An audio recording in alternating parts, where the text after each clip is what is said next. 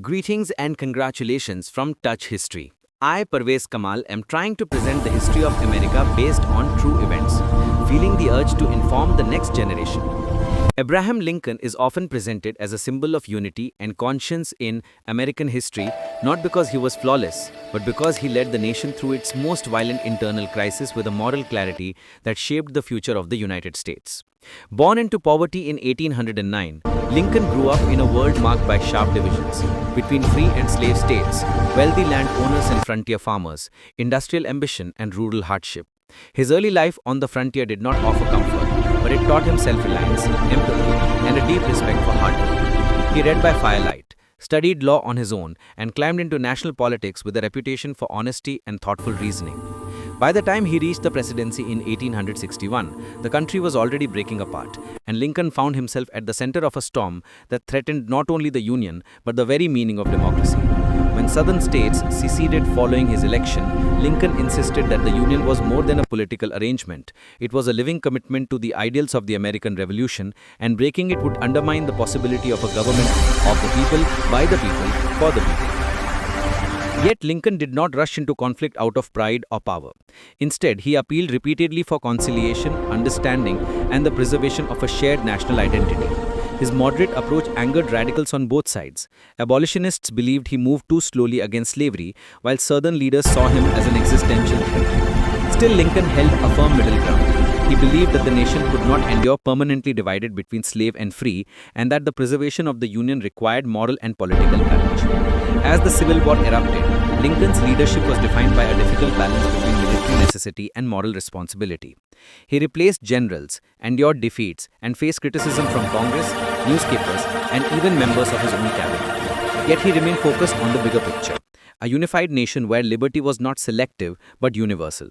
In 1862, after carefully waiting for a moment when the Union could demonstrate strength on the battlefield, he issued the Emancipation Proclamation. This act did not immediately free all enslaved people, but it transformed the purpose of the war, turning it into a fight not only to restore the Union, but to redefine it. Lincoln understood that a nation built on the principle of equality could not coexist with human bondage. His decision gave the war a moral foundation that resonated around the world and expanded the meaning of American freedom. Throughout the conflict, Lincoln demonstrated a remarkable capacity for empathy. He visited wounded soldiers, spoke with grieving families, and carried the weight of thousands of battlefield deaths as a personal burden. His speeches, simple, direct, and deeply human, revealed his belief that both the sides of the conflict were part of the same American family. The Gettysburg Address in 1863 compressed the meaning of the war into a few sentences, reminding the nation that the struggle was not only for victory but for the survival of democratic ideals. He spoke of a new birth of freedom, urging Americans to see the conflict as an opportunity to rebuild the nation on stronger moral foundations. Lincoln's commitment to unity extended even to his enemies. As the war neared its end, he refused to speak in terms of revenge or humiliation. Instead, he pushed for reconciliation, arguing that rebuilding the South required compassion, not punishment. His philosophy reached its peak in his second inaugural address, delivered just weeks before his death, where he famously called for healing with malice towards none, with charity for all. This vision of post-war reconstruction sought to bind the nation together without deepening the bitterness of the war.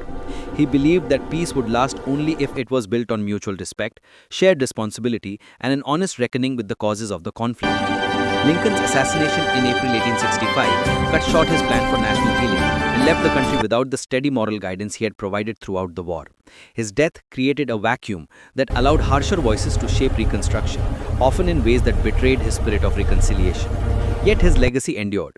Over time, Lincoln became an enduring symbol of moral leadership, integrity, and national unity. His life demonstrated that conscience and political power need not be enemies, and that the strength of a nation comes from the courage of its ideals as much as from its armies or institutions.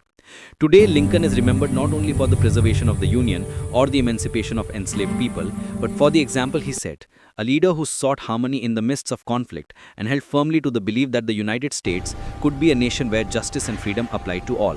His story continues to inspire debates about equality, civil rights, and the responsibilities of leadership.